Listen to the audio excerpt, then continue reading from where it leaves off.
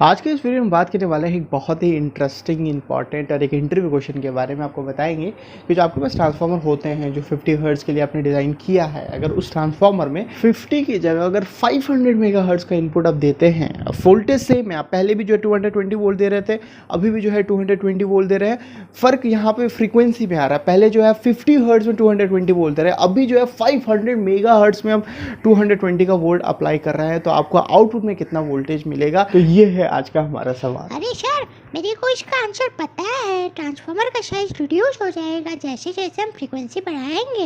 मैंने देखी है वो वीडियो आपकी। अरे चिंटू भाई, तुम समझे नहीं। देखो, हमारा सवाल ये नहीं है कि ट्रांसफार्मर का साइज़ बड़ा होगा या छोटा होगा, वो तो हमने समझा, उस वाले वीडियो में अच्छे से समझाया था कि ट्रांसफार्मर का साइज़ और फ्रीक्वेंसी के बीच में क्या रिलेशन है। तुमने समझा भी कि हाँ, अगर हमें हाई फ्रीक्वेंसी में ऑपरेट करवाना है तो हमारा ट्रांसफार्मर का साइज़ जो है वो छोटा हो सकता है, फिर हम उसके अकॉर्डिंग डिज़ाइन करते हैं। पर यहाँ पर हम ये कह रहे हैं कि हमने ऑलरेडी 50 हर्ट्ज़ के अकॉर्डिंग डिज़ाइन कर लिया है। अब उस वो वाले ट्रांसफार्मर के इनपुट में हम 500 मेगा हर्ट्ज़ इनपुट देते हैं, तो आउटपुट में हमें कितना वोल्टेज देखने मिलेगा, फ्रीक्वेंसी के ऊपर डिपेंड करता है। आउटपुट में कितना वोल्टेज हमें मिलेगा ये फ्रीक्वेंसी के ऊपर डिपेंड करता है। और इक्वेशन भी हमने देखा था कि फ्रीक्वेंसी आ रहा है वहाँ पे, यानी कि जैसे जैसे हमारा फ्रीक्वेंसी बढ़ेगा वैसे वैसे हमारा इंड्यूस जो वोल्टेज है, हमें आउटपुट जो वोल्टेज मिल रहा है वो बढ़ेगा। बट वहाँ पे हम कितनी वोल्टेज की बात कर रहे थे, हमारा 50 था, उसको हमने 60 कर दिया, या मैक्स टू मैक्स हमने 100 कर दिया, बस वहीं तक कहानी था। पर यहाँ पे हम कह रहे हैं कि मेगा हर्ट्ज़ फ्रीक्वेंसी हम दे रहे हैं। मेगा हर्ट्ज़ में कितना जीरो होता है अंदाज़ा भी है। तो जब आप इतनी हाई फ्रीक्वेंसी आप इनपुट में देते हैं तो ट्रांसफार्मर की जो पूरी कहानी है वो बदल जाती है। तो इस नई कहानी को जो है आज हम सुनाने आए हैं। तो जैसा कि आपको पता है कि ट्रांसफार्मर के प्राइमरी वाइंडिंग में जब वोल्टेज को हम अप्लाई करते हैं तो क्या होता है, उस वोल्टेज की वजह से हमारे वाइंडिंग के अंदर करंट सर्कुलेट होता है, और जब भी ये करंट हमारे वाइंडिंग के अंदर से फ्लो होता है तो ये मैग्नेटिक फ्लक्स क्रिएट करता है। और ये जो मैग्नेटिक फ्लक्स हमारे कोल से ट्रैवल करके हमारे दूसरे वाइंडिंग के साथ लिंक होता है, चेंज होता है, और दूसरे वाइंडिंग में जो हमारा ईएमएफ इंड्यूस होता है। ये सारी कहानी जो है आपको पता है। पर मैं अगर कहूँ कि इस हाई फ्रीक्वेंसी वाले पावर को अगर आप अप्लाई करते हैं, वोल्टेज को अगर अप्लाई करते हैं, तो आउटपुट में जो है आपको ज़ीरो वोल्टेज देखने मिलेगा आइडियली, या तो बहुत कम देखने मिलेगा।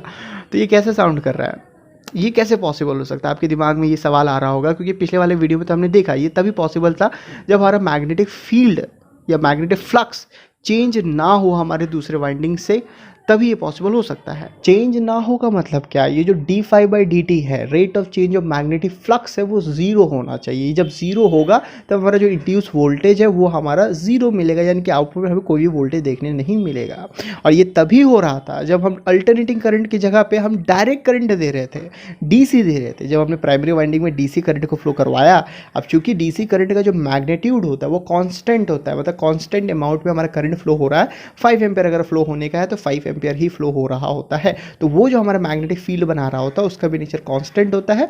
तो वो जो मैग्नेटिक फील्ड हमारे सेकेंडरी वाइंडिंग के साथ लिंक करता है, लिंक तो करता है भाई, लिंक करता है, पर वो चेंज नहीं होता है।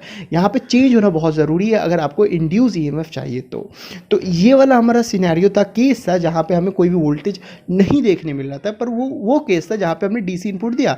पर यहाँ पे तो हमने ऐसा नहीं कहा, हमने तो यहाँ पे कह रहे हैं कि हम इसको दे रहे हैं, हम एसी इनपुट दे रहे हैं, अल्टरनेटिव करंट फ्लो करवा रहे हैं, पर बहुत ही हाई फ्रीक्वेंसी फ्लो करवा रहे हैं, फिर भी कह रहे हैं कि भाई हमें आउटपुट में जीरो वोल्टेज देखने मिलेगा। ये कैसे पॉसिबल हो सकता है, मतलब समझ नहीं आ रहा। अभी तक जितना नॉलेज है हमारे पास उसके बेसिस में ऐसा सोच पाना थोड़ा सा जो है मुश्किल लगता है। तो एग्जैक्टली हो क्या रहा होता है, डायरेक्टली हम स्ट्रेट फॉरवर्ड जो है बात कर लेते हैं, और उसके पीछे का रीज़न जो है और जो कहानी है उसको हम लास्ट में डिस्कस करेंगे। तो जब भी हम इतना हाई फ्रीक्वेंसी वाला वोल्टेज अप्लाई करते हैं हमारे प्राइमरी वाइंडिंग में, तो उसके वजह से हमें ट्रांजिट टाइम इफेक्ट देखने मिलता है। अब ये ट्रांजिट टाइम इफेक्ट है क्या और क्यों होता है, ये अपने आप में एक बहुत बड़ा टॉपिक है।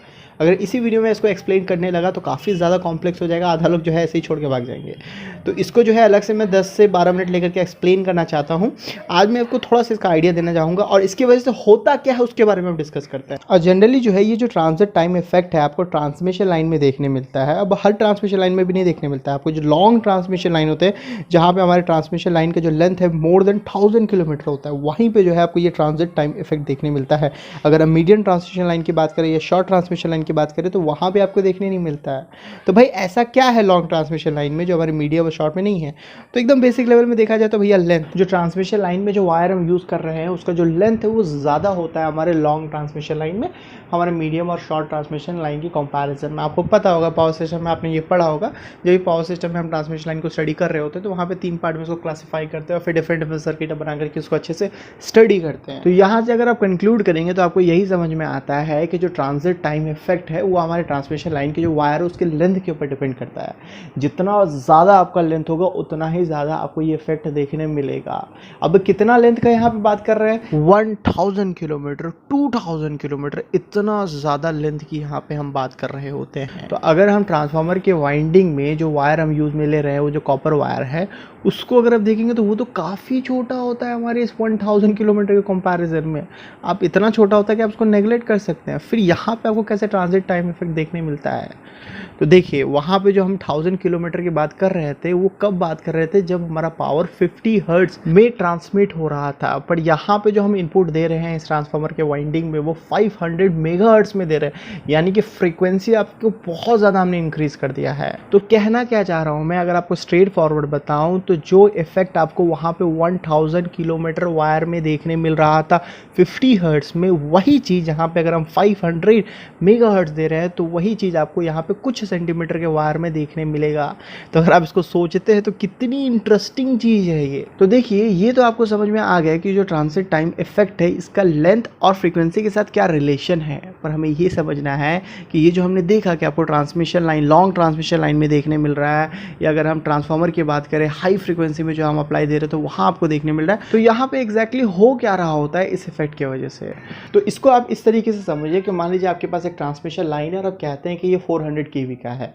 तो जब ऐसा आप कहते हैं तो उससे आपको क्या समझ में आ रहा था? उससे ये समझ में आ रहा होता है कि इस वायर से जो पावर ट्रांसमिट हो रहा होता है वो कितने वोल्ट में हो रहा होता है? वो 400 किलो वोल्ट में हो रहा होता है। यानी कि ये जो पूरा ट्रांसमिशन लाइन है इस कंडक्टर का जो पोटेंशियल होगा वो 400 किलो वोल्ट होगा। ये जो 400 किलो वोल्ट होता है वो RMS वैल्यू होता है, राइट। तो इसको ईजी बनाने के लिए हम एक काम करते हैं कि इस 400 किलो वोल्ट ना पकड़ करके इस लाइन वोल्टेज को हम 220 वोल्ट कंसिडर कर लेते हैं। अब ये बहुत कम है मुझे पता है, बट हमने समझने के लिए ऐसा किया है क्योंकि 220 वोल्ट का आपको आदत लगे, आपको ईजिली सारी चीज़ें समझ में आती है।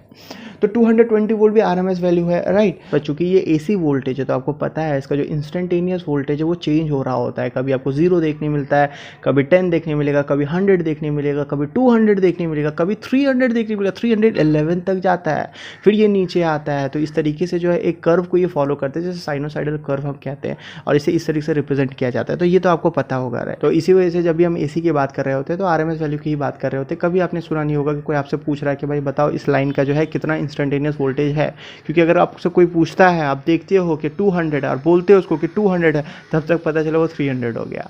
और फिर जब आपने देखा 300 है, आपने बोला 300 है, तो पता चला 100 हो गया। तो वो तो चेंज हो रहा है भाई, तो उसका तो आप बता नहीं पाओगे, जब तक आप बोलोगे तब तक वो कुछ और हो गया। और ये जो इंस्टेंटेनियस वोल्टेज होता है पूरे लाइन का जो है एक साथ इंक्रीज हो रहा होता है, डिक्रीज हो रहा होता है, 0 हो रहा होता है, फिर ऑपोजिट डायरेक्शन में इंक्रीज हो रहा होता है, डिक्रीज हो रहा होता है।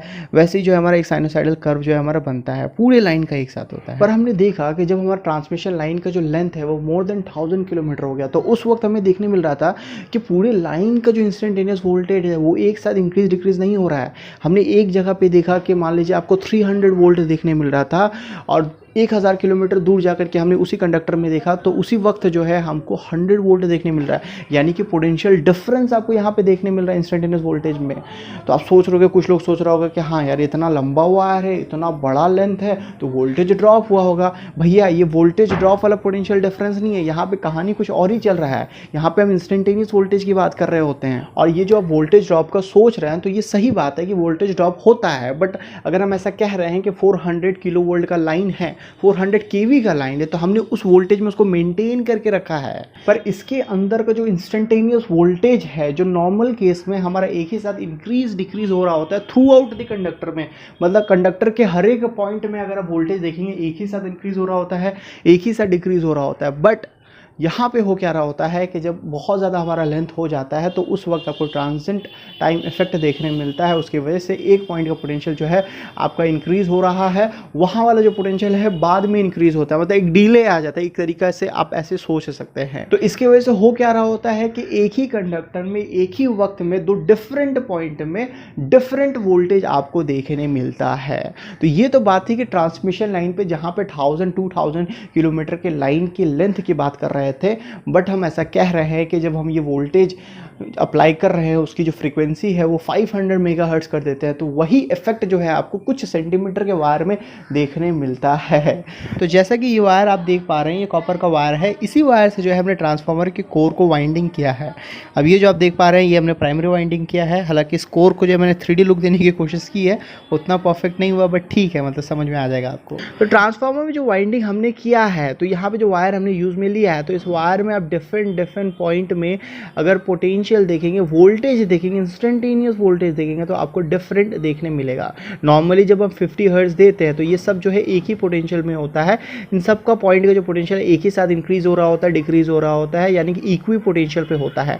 बट यहाँ पे चूंकि इतना ज़्यादा आपका फ्रीक्वेंसी है, जिसकी वजह से हमें ट्रांजिट टाइम इफेक्ट देखने मिलता है, और इस ट्रांजिट टाइम इफेक्ट की वजह से ये हर एक पॉइंट का जो वोल्टेज है वो आपको डिफरेंट मिलता है। अब हर वोल्टेज डिफरेंट मिलने का मतलब क्या है कि ये जो दो पॉइंट है, इन दोनों का पॉइंट के बीच में कुछ ना कुछ पोटेंशियल डिफरेंस आ गया। अब देखिए, जब भी ऐसा सिचुएशन क्रिएट होता है कि दो कंडक्टर है उसके बीच में कुछ ना कुछ पोटेंशियल डिफरेंस होता है, तो उसी को कैपेसिटर कहते हैं ना, उसके बीच में कैपेसिटेंस की प्रॉपर्टी आ जाती है। देखिए कैपेसिटर क्या होता है, दो प्लेट सामने सामने रखते हैं, एक को हाई पोटेंशियल में दूसरे को लो पोटेंशियल में, वो कैपेसिटर बन गया। वैसे ही दो कंडक्टर को सामने सामने रखेंगे दोनों अलग अलग पोटेंशियल में, तो वो भी हमारा कैपेसिटर बन जाएगा। तो यहाँ पे चूंकि हर एक कंडक्टर जो है डिफरेंट पोटेंशियल पे है, तो यहाँ पे जो हमारा कैपेसिटर का फॉर्मेशन हो जाएगा, और इस कैपेसिटर को जो है स्ट्रे कैपेसिटर कहते हैं।